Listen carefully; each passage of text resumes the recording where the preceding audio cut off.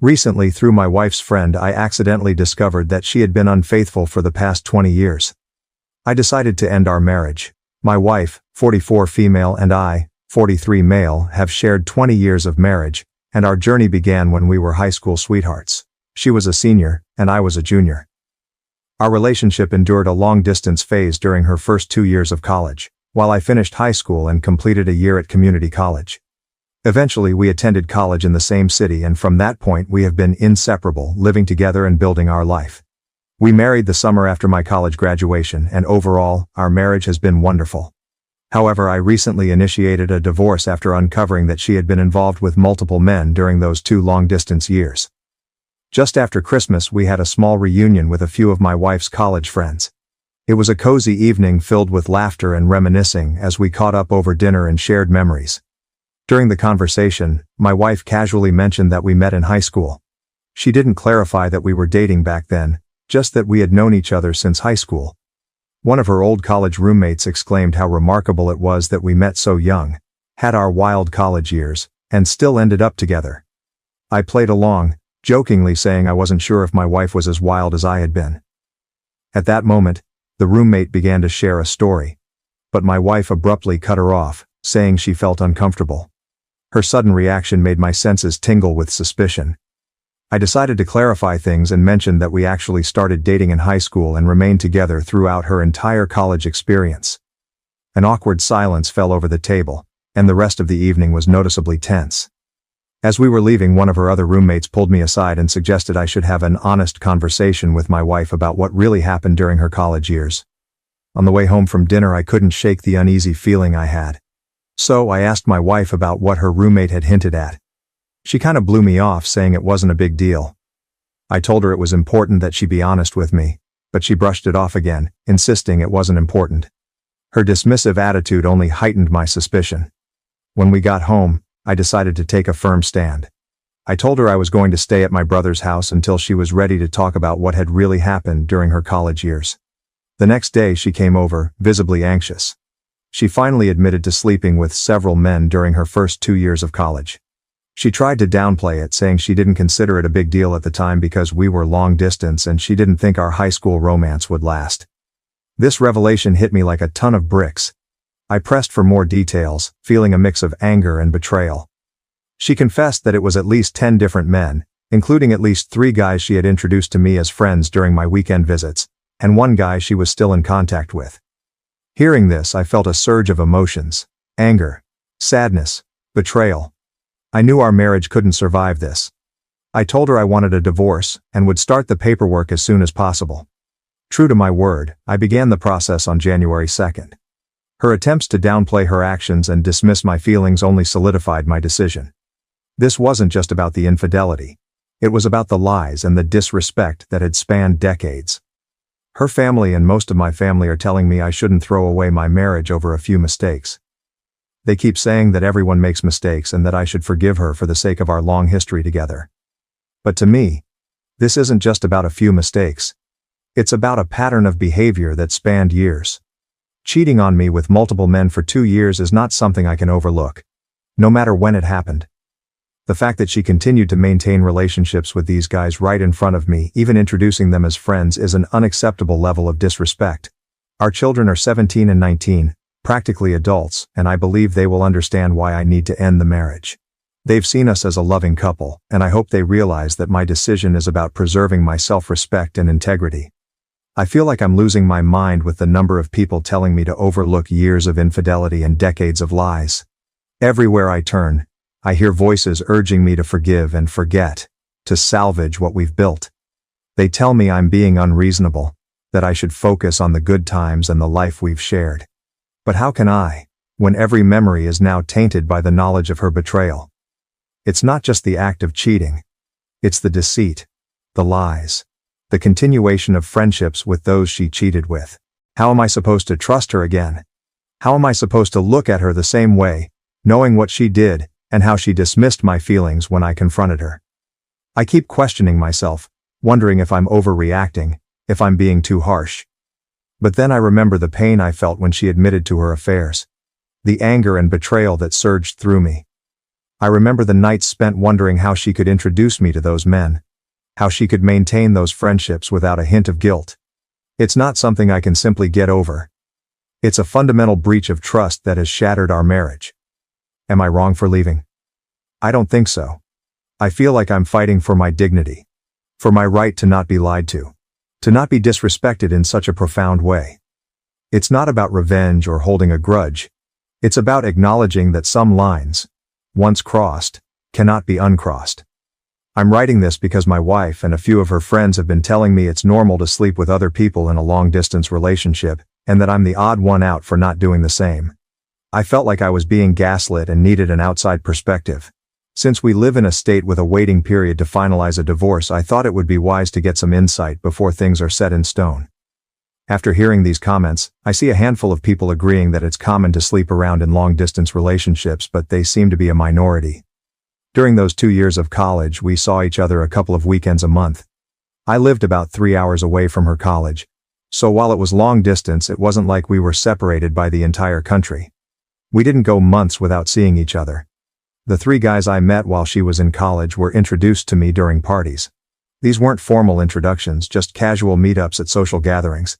The topic of me being her boyfriend never really came up, so I have no idea if they knew we were in a relationship. One of these guys is still in our lives because he married a mutual friend from college. He isn't some secret contact she's been messaging on the side. He's someone we've both been in touch with regularly for years. After finding out about my wife's infidelity, I spoke to him a few times to understand his side. He told me he had no idea we were dating back then and has since blocked my wife on social media out of respect for me. Some people have questioned how her college roommates didn't figure out the timeline at our wedding. The answer lies in how we handled our marriage celebrations. My wife and I had a very small ceremony with just close family in Texas. Later we went back to the East Coast and threw a big party for our friends. We skipped the typical wedding reception traditions where couples share details about how they met and their journey together. Because of this, her roommates never pieced together that we started dating before she went to college. They seemed to assume that we only started dating during the year we both lived in the same city and then moved in together. This gap in their understanding explains why they never questioned the timeline or suspected any infidelity. I was open to therapy or some kind of attempt to save the marriage. I genuinely believed that with some effort we might be able to work through this. But her constant insistence that what she did was perfectly normal and that I'm the one who's overreacting has been too much for me to handle. She keeps telling me that sleeping with other people in a long-distance relationship is commonplace, and that I'm being unreasonable. The only time she showed any remorse or even offered to reconcile was when I started filing the divorce paperwork. That brief moment of contrition quickly evaporated, and in the last week, she's reverted to her original stance, insisting that she's right and I'm overreacting. This back and forth is why I feel like I'm being gaslit. It seems so obvious to me that her actions were a major betrayal. Yet I've got my wife and others telling me that it's normal and that I'm the one who's making a big deal out of nothing. Her dismissive attitude only adds to my confusion and frustration. I tried to communicate how deeply her infidelity hurt me, hoping she would understand the gravity of the situation. Instead, she minimizes my feelings, treating them as an overreaction to something trivial. It's like she's rewriting the rules of our relationship and expecting me to accept them without question. This constant invalidation of my emotions is maddening. I feel like I'm being manipulated into doubting my own perceptions and feelings. Her refusal to acknowledge the seriousness of her actions, coupled with her attempts to normalize infidelity, only deepens the rift between us. It's not just the cheating itself, but her inability to recognize why it's a big deal and why I feel so betrayed. I'm at a point where I need to protect my own mental and emotional well-being. I can't continue in a marriage where my feelings are dismissed and my trust is shattered. Her lack of genuine remorse and her insistence that I'm the one who's out of line make it impossible for me to see a path forward together. I'm not overreacting. I'm standing up for myself and my right to a respectful, honest relationship. I'm not getting a paternity test unless my kids ask for it themselves. I have no doubts about their biological connection to me, and even if a test showed otherwise, it wouldn't change how I feel about them. I love them more than anything, and my wife's infidelity doesn't alter the fact that they've been my kids for 19 years. They will always be my kids no matter what until the day I stop breathing. We were definitely exclusively dating at the time. First of all, dating culture was a lot different 20-ish years ago, and exclusivity was pretty much the default for most people. There wasn't this open relationship or casual dating mindset that seems more prevalent today. It was understood that if you were with someone, you were with them alone. Second, before she left for college, we had a long and difficult conversation about maintaining our relationship long distance. It wasn't an easy discussion, but she was adamant about staying together. She even joked that her dad would come after me if I started sleeping around with other girls at my school. That joke carried a lot of weight, indicating how serious she was about us staying faithful to each other. Another clear indicator was the situation with my senior prom. She couldn't attend because she was away at college, and when I suggested going with a platonic female friend, she got very upset. Her reaction showed how much our relationship meant to her, and reinforced the idea that we were exclusively together. To avoid hurting her feelings, I ended up skipping my prom and spent the night hanging out with her instead. While we might not have explicitly used the word exclusive, all these reasons combined with the nature of our relationship before she left for college made it clear that we were committed to each other. The expectation of fidelity was implicit in our actions and discussions. I followed up with the friend who suggested I should have an honest conversation with my wife. She revealed that 10 guys would be on the low end, and mentioned that there was at least one pregnancy scare during those years, which I had no idea about. Honestly, the number of guys isn't the main issue for me. What really matters is that my wife seems completely incapable of understanding why her actions were wrong and why I feel so deeply betrayed. It would make a huge difference if she showed any genuine desire to fix this, but she hasn't. Throughout our conversations, she consistently dismissed my feelings, telling me I was overreacting to what she considered totally normal behavior. She didn't express any regret or consideration for the hurt she caused until she realized I was serious about filing for divorce. Only then did she get defensive and angry. But even in that moment, it was clear her concern was more about the consequences than about my feelings. The lack of remorse was evident. She didn't offer to fix things or suggest ways we could work through this until I had already started the paperwork and notified her that I had a lawyer. It wasn't about repairing our relationship, it was about damage control. This response reinforced my belief that she doesn't grasp the depth of her betrayal. It's not just about the infidelity itself, but about her ongoing disregard for my feelings and our marriage. Her dismissive attitude, especially in the face of such a serious issue, left me no choice but to move forward with the divorce. I believe we can manage co-parenting. Our kids are older, and I've been saving for their college and post-high school expenses for years, so custody and financial issues shouldn't be a major hurdle. We're both financially stable and earn good incomes. I'm open to therapy if she's willing, but at this point it feels more about becoming effective co-parents and finding closure rather than saving our marriage. I've taken steps to move forward with the separation. I hired a lawyer who drafted an intent to separate documents and sent it to her via certified mail. This isn't an official divorce paper filed with the state. It's more of a preliminary step, ensuring she has the opportunity to hire her own lawyer if she wishes to contest it. The actual divorce process will likely span several months. For now, I'm not fully moved out.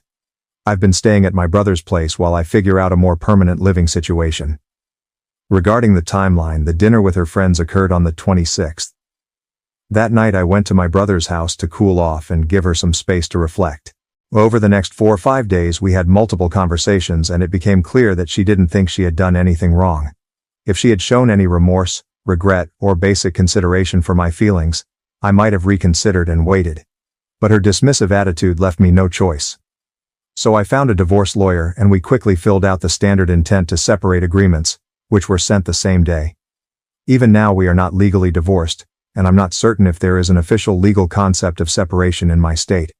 Nonetheless, I've made it clear that this process is happening, and I've started the necessary steps to move forward. Update 1. Let's dive into what I discovered about her college years. After several counseling sessions with my wife and conversations with 2 of her former roommates, it became apparent that her roommates had suspected something was amiss back in college. They mentioned that the situation seemed off and likely involved cheating. My wife had told them that we both had some wild times in college but had worked things out before we got married, so they never felt the need to bring it up. The roommate who pulled me aside during the dinner was particularly uncomfortable with the fact that my wife had clearly never discussed this with me and felt I deserved to know. Regarding the men she was involved with, it turns out that the introductions to some of these guys weren't intentional.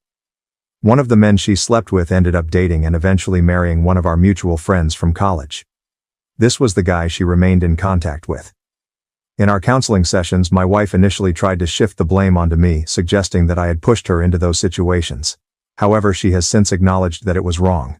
When I visited her during college, she often planned for us to stay in her room or hang out alone. But I wanted to experience college parties, as I had missed out on that during high school and community college. She didn't expect me to meet the guys she had been with, but they were often at these parties and she felt she couldn't avoid it. While I still think it's incredibly disrespectful, it's somewhat less egregious than if she had intentionally paraded me in front of them. The whole situation has been a complex web of half-truths and omissions, which makes it all the more difficult to process. Her friends suspected but didn't intervene, and my wife managed to maintain this facade for years. Most of our therapy sessions have centered around why I see her infidelity as a significant betrayal, while she doesn't. Initially, she rationalized her actions by saying that none of these men were in relationships with her. They were mostly one-night stands or friends with benefits. In her view, these encounters didn't qualify as a big deal since they weren't romantic relationships. Her words, not mine. From my perspective, the nature of the relationships was irrelevant. We never agreed that such behavior was acceptable. In fact, she had actively discouraged me from doing the same. The double standard was glaring, and added to my sense of betrayal. As we delved deeper into this issue over the course of 2 therapy sessions and after she consulted with some friends, my wife began to see things differently. She now acknowledges that her actions were a breach of our trust and the foundation of our relationship. This new shared understanding has allowed us to discuss the situation more openly and honestly, moving from heated arguments to productive conversations. This shift in our dynamic gives me some hope for our future as co-parents. While the prospect of saving our marriage feels out of reach, being able to communicate honestly about our past can help us establish a healthier relationship moving forward. This is crucial for the well-being of our children and for navigating the complexities of co-parenting effectively. Now here's why I'm 100% committed to getting a divorce. 2 pivotal things came to light that made it clear I needed to end the marriage. First, about 10 years ago, we hit a rough patch and went through a period of almost 2 years without any intimacy. She had mentioned that our physical relationship was becoming monotonous, so I tried to bring some excitement into it. Nothing extreme, just some light roleplay and items you'd find at a novelty store. However, it turned out she was fixated on some intimate experiences from her college days, which she is not comfortable discussing. She wanted me to recreate those experiences, but when I did, it made her feel awkward and guilty because it reminded her of other men she had been with. The fact that she insists these experiences were meaningless, yet they still affect our marriage, tells me they were more significant than she's willing to admit. Second, she confessed to flirting with coworkers during business trips since the pandemic ended. Although she claims nothing physical happened, it did progress to the point where she went on a date with one of her male colleagues. For me, that was the absolute deal breaker. These revelations shattered any remaining trust I had. The first issue showed me that past experiences were still haunting our present despite her claims otherwise. The second issue made it clear that she was willing to cross boundaries again, even after everything we had been through. These 2 factors combined made it impossible for me to see any hope for salvaging our marriage. We have informed our children that we are getting a divorce. We explained to them that it stemmed from some bad decisions made during college, decisions that we've been unable to move past. During the conversation, my 19-year-old, who is currently in college, directly asked if I had been unfaithful to my wife while she was away at school. This question caught my wife off guard, but she bravely admitted to our children that she was the one who cheated. We have both agreed to refrain from sharing any more details with the kids. It's essential to protect them from the more painful aspects of our past. I reassured them that despite the separation, both of us remain fully committed to being there for them.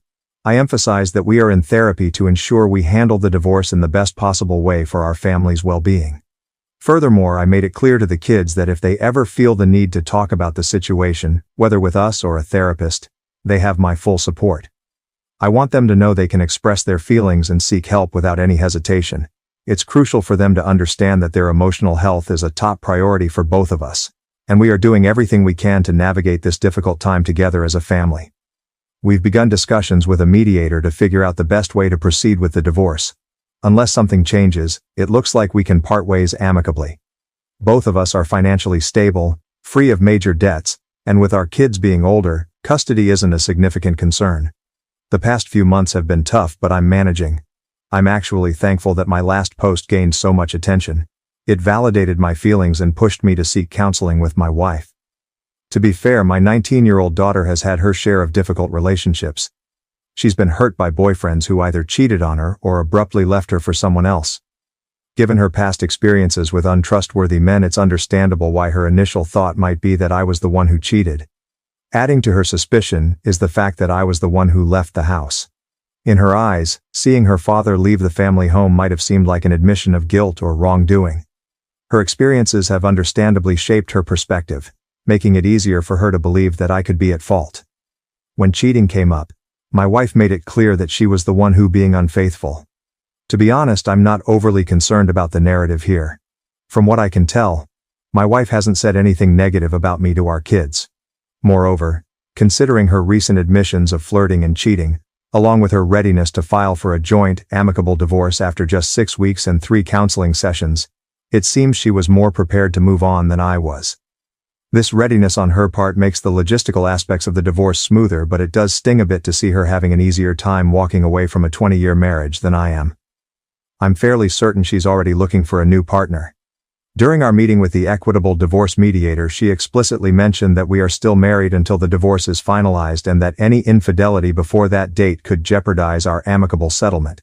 This statement struck me as somewhat ironic given that our divorce is rooted in infidelity. Nevertheless, my soon-to-be ex was visibly annoyed when this topic came up. Additionally, I suspect that my current living situation, crashing in the guest room, might be hindering her prospects of moving on quickly. At the end of the day, I'm doing my best to come to terms with the end of our marriage. I've been attending therapy on my own, in addition to our couples sessions to help me cope. I'm mentally bracing myself for the likelihood of encountering the co-worker she only dated again. However, I'm hopeful that I'll find a new place and move out before the divorce is finalized. If everything goes smoothly with the mediator, we should be divorced by summer. I'll have my own place and she can just date whoever she wants. Update 2. My wife and I have finalized our divorce and everything is now official. We managed to have an uncontested, amicable divorce with minimal disagreements. Our lawyers collaborated to draft the plan through mediation, and a judge signed off on it a few weeks ago. Ultimately, the divorce process was straightforward. The only significant complication was related to our 17-year-old who was adamant about staying with me due to the deterioration of their relationship with my ex-wife. Initially, my wife resisted, ready to challenge the uncontested divorce. However, our son made it clear that she could either allow him a few months to process and rebuild their relationship or force him to stay with her until he turned 18 and risk never seeing him again. Although I felt my son's stance was a bit harsh, it did prompt my wife to back down. We moved forward with the agreement that I would have primary physical custody until his birthday later this year. Throughout this period, I've encouraged my son to remain open to mending his relationship with his mother. Despite the actions she took before he was born, she did care for and love him for 17 years. As the divorce proceedings advanced, I noticed my son spending more time with my ex-wife, which gives me hope that they will eventually reconcile. This has been a challenging time for all of us, but I'm optimistic that, with time, they will be able to rebuild their bond. In the end, we divided our retirement funds and investments equally, 50-50. My wife really liked the house, whereas I didn't, so she kept the house and most of the furnishings. To balance things out, she took out a mortgage to pay me back for half of the equity and half of the estimated replacement value of the furniture. Most of our other belongings were easy to split.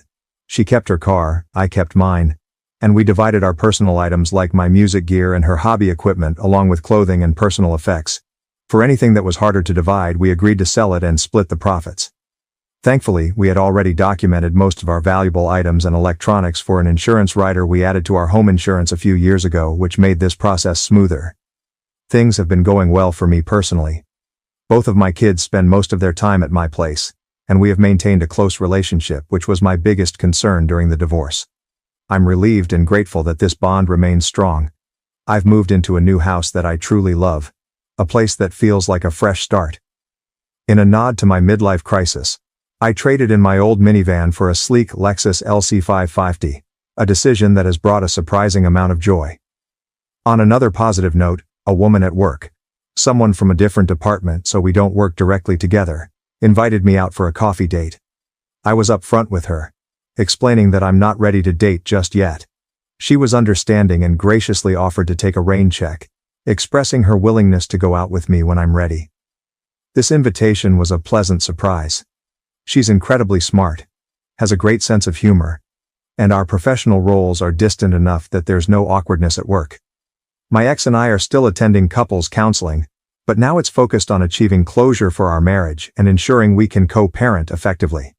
These sessions have been invaluable for processing everything and maintaining a healthy, positive environment despite the circumstances. However, they've also confirmed that divorce was the right decision. It's become evident through our discussions that my wife began dating as soon as the divorce process started, indicating that whatever love we had was already fading. I'm pretty sure the co-worker she claimed was just a friend even dropped her off at our recent session. Surprisingly, this didn't really upset me, which is a clear sign that I too was ready to move on from the marriage. In the end, healing from the betrayal will take time, but I feel like I'm making good progress and can confidently say that the divorce was the right choice. I've shed more tears in the past 4 months than in the last 20 years combined, but for the past month, I've genuinely felt good about myself for the first time in a long while. I'm enjoying my newfound independence, staying busy helping my 17-year-old prepare for college in the fall and looking forward to a coffee date with a smart, funny woman in a month or two. The journey through our divorce taught me the value of honest communication. Looking back, I wish we had been more transparent with each other from the start. Honesty could have prevented some of the pain we both ended up feeling. It's a lesson I'll carry forward in all my future relationships, romantic or otherwise. Most importantly, I've discovered the strength within myself to rebuild and move on. Despite the heartache, I've started to feel genuinely good about myself again. Thank you for watching. If you haven't subscribed yet, please do so and hit the notification bell to stay updated with more shocking real-life stories happening around you.